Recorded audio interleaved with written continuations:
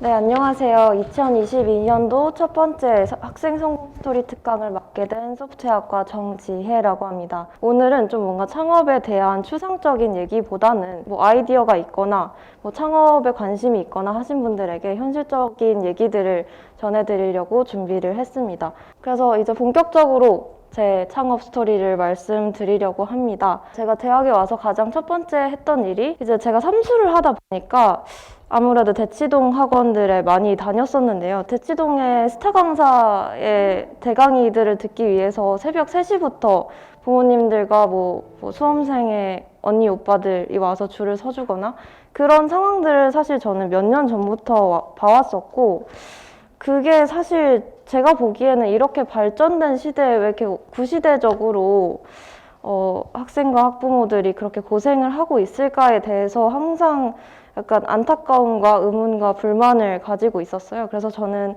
대학에 오자마자 이거부터 이제 뭔가 바꿔야겠다라는 생각에 창업에 처음 도전하게 되었고요. 저희 학과에는 아이디어 발전소라는 프로그램이 있어요. 여기에서 제 아이디어를 정리해서 발표를 했었고, 대치동 학원과 통합 서비스 구축이라는 주제로 뭔가 그 시장 조사도 뭐 커뮤니티 같은 데서 학생들과 학부모들의 불편함들도 다 조사를 하고, 심지어 뭐 대치동 1타 강사 인터뷰, 대치동 학원 직원 인터뷰 다 따서 공유를 했습니다.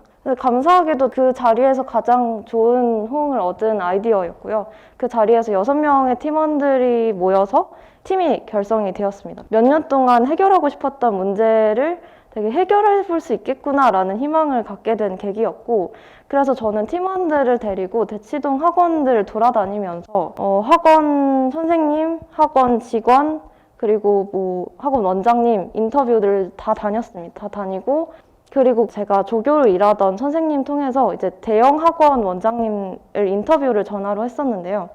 제가 거기서 되게 충격적인 얘기를 듣게 되었습니다. 그게 뭐였냐면, 학생과 학부모가 그렇게 고생하는 거 알고 있는데 그거는 우리가 상관할 바는 아니고 오히려 그렇게 하는 게 노이즈 마케팅이다라는 사실을 듣고, 사실 저한테는 굉장히 큰 충격이었거든요. 학부모님들이 새벽 3시부터 줄 서는 게 마케팅이라는 현실에 되게 충격을 먹었던 기억이 있고, 그래서 포기를 했어요. 그때는 어린 마음에 대치동 교육시장은 굉장히 고착화되고 굉장히 보수적인 시장이구나 라는 걸 깨닫고, 그냥 그 자리에서 약간 거기서 더 진행을 할 능력이 없었던 것 같아요. 그때 제가 코딩을 잘하는 것도 아니었고 뭔가 앱을 만들 수 있는 상황도 아니었기 때문에 거기서 이제 그만뒀지만, 어쨌든 저한테는 굉장히 큰 경험이었고, 직접 뛰어다니면서 시장 조사를 한 경험이 지금까지도 되게 큰 경험이라고 생각을 합니다. 2학년에 진학을 했고, 저희 학과에는 스파크라는 프로그램이 있거든요. 근데 저는 사실 평소에 약간 옷 쇼핑을 좋아했었고, 옷을 잘 입진 않지만 어쨌든 꾸준히 지그재그 들어가서 이렇게 둘러보고 약간 그런 사람으로서 불편함을 가지고 있었던 게, 어쨌든 옷을 한두 벌씩 사기 때문에 옷을 한두 벌씩 사면 결국 여러분들 옷장에 있는 옷으로 코디를 해서 입어야 되는데, 그거를 구매하기 전에 이렇게 상상으로 생각을 하는 게 저한테는 불편했었고, 그래서 그거를 해결하고자 이 스파크 프로그램에 참여를 했고, 지금까지 그 도전이 이어져 오고 있는 상황입니다. 저희 서비스명이 코디미거든요. 디지털 옷장을 활용해서 여러분들이 옷장에 가지고 계신 옷들을 사진 찍어서 올리면 딥러닝 기술로 배경 처리를 해서 이렇게 옷장에 등록이 되고, 구매하시려는 옷을 이렇게 옷장에 있는 옷들과 매칭을 해봐서 이렇게 입으면 되겠구나 라는 그 사고 과정으로 여러분들의 효율적인 쇼핑을 돕는 그런 서비스입니다.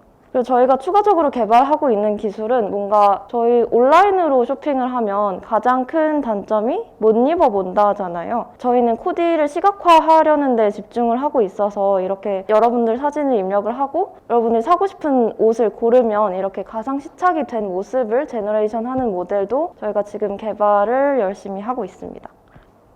학생 창업의 장점과 단점 이렇게 칼로 나눠서 뭔가 장점은 이거고 단점은 이거다 라고 말씀드리긴 어렵겠지만, 그래도 제가 생각했을 때 장점과 단점을 정리해 봤습니다. 일단 첫 번째는 학교에 인재가 많다. 너무 당연한 얘기죠. 근데 이 당연한 얘기가 제가 작년에 정부 지원 사업에 참여를 하면서 다른 예비 창업자분들을 만날 기회가 있었는데 다 똑같이 하는 말씀이 뭐냐면 개발자 어디서 구하냐 였어요. 근데 여러분들은 학교라는 울타리에 묶여있기 때문에 뭐 친구들을 통해서 구할 수도 있고요. 동기를 물어볼 수도 있고 뭐 정 안 되면 정말 에브리타임에 공고를 올려서 구할 수도 있고요. 그래서 그런 점에서 이게 굉장히 큰 장점으로 작용한다고 생각을 해요. 왜냐하면 창업을 하실 때 가장 어려운 게 사람 관리, 가장 중요한 게 사람 관리라고 생각을 합니다. 예, 투자자분들의 얘기를 들어도 투자를 할 때 뭘 보냐라는 질문을 굉장히 많이 받으실 거잖아요. 그때 가장 많은 답변이 사람을 본다 하거든요. 이 팀이 계속 유지될 수가 있는지, 팀워크는 좋은지, 이 팀원들이 각자의 백그라운드에서 얼마나 전문성을 가지고 있는지를 본다고 해요. 그래서 사실상 가장 중요한 게 팀원인데 그 팀원을 그래도 학교라는 울타리 안에서 잘 구할 수 있다는 거는 굉장히 큰 장점인 것 같습니다. 그리고 이제 학교에 다양한 창업 지원 프로그램들이 있어요. 저희는 이제 학교 프로그램으로 뭐 사업화, MVP 제작비를 받는다거나 아니면 뭐 전문가 멘토링을 받는다거나 하는 기회들이 있기 때문에 잘 활용하시면 좋을 것 같고요. 세 번째는 제가 패기라고 적어두었는데 제가 다른 예비 창업자분들의 얘기를 들으면 그분들이 이제 두 부류가 있더라고요. 한 부류는 이제 퇴근하고 준비하고 약간 그런 거죠. 두 번째는 이제 사표를 던지고 이제 진짜 창업에 뛰어드는 분들이 있는데 두 길 다 저는 쉽지 않다고 봅니다. 이렇게 꾸준한 정기적인 수입을 받다가 그걸 던지고 나오기가 쉽지가 않거든요. 그래서 그 창업이라는 거에 대해서 잘 모르니까 오히려 더 무모하게 도전할 수 있는 시기가 약간 학생 때가 아닌가 싶어서 그런 점에 있어서는 장점이 아닌가 생각을 합니다. 단점인데요. 뭐 학생 창업이니까 당연히 단점이고 경험 부족, 학생 마인드 그런 거겠죠?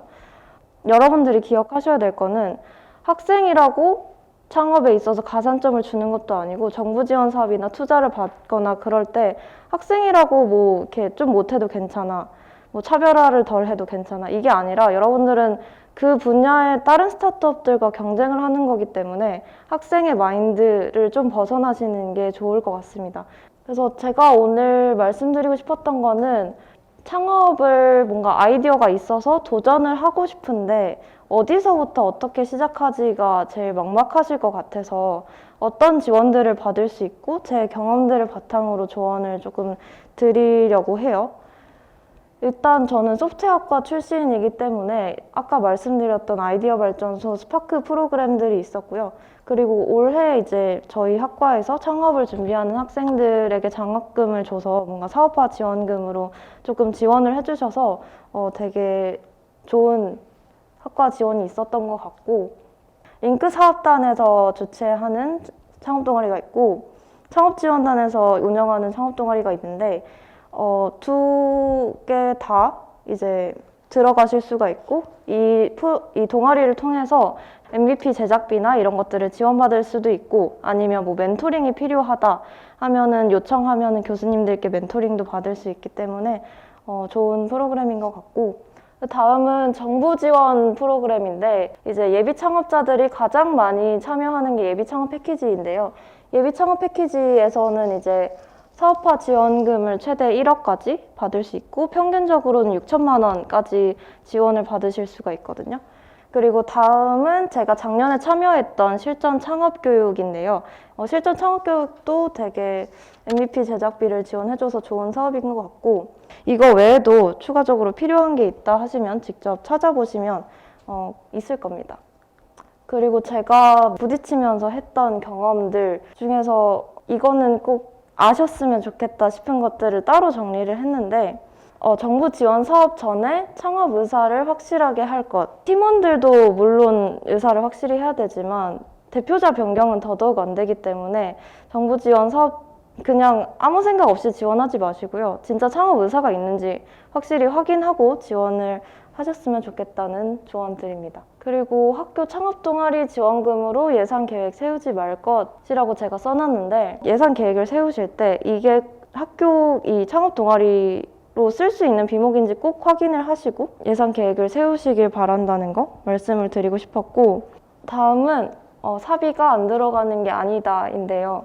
정부 지원금을 받는다고 해서 그게 다 해결되는 건 아니라는 거? 물론 막대한 돈이 들어가진 않죠. 뭐 몇백만 원, 몇천만 원 이렇게 들어가진 않겠지만 그래도 뭐 적어도 100만 원, 200만 원 정도는 적어도 그 정도는 모아두시는 게 창업을 준비하신다면 야금야금 모아두시는 거를 추천을 드리고 인맥을 중요한 게 아까도 제가 말씀드렸지만 팀이 제일 중요하다고 했잖아요.